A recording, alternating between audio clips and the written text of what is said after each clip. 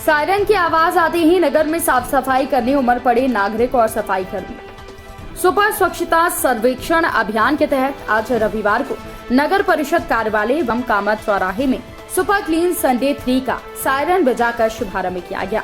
मुख्य नगर पालिका अधिकारी महेंद्र सिंह यादव ने स्वयं कार्यालय की खिड़कियों, दरवाजों और प्रशासक कक्ष की साफ सफाई की। सुबह 9 बजे सायरन बजते ही नगर में एक साथ अलग अलग स्थानों पर 20 टीमों ने साफ सफाई का काम शुरू कर दिया। मुख्य नगर पालिका अधिकारी महेंद्र सिंह यादव ने कहा कि स्वच्छता के अभियान में पूरा नगर भागीदारी कर रहा है।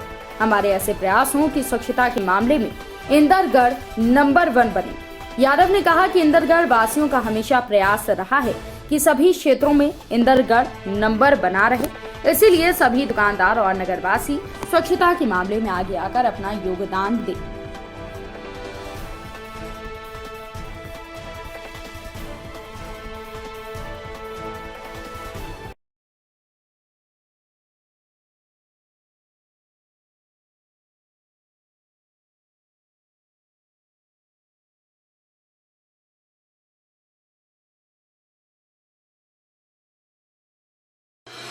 Rabindranath Tagore University, formerly known as ISECT University, the pioneers in skill development with focus on creating industry-ready professionals.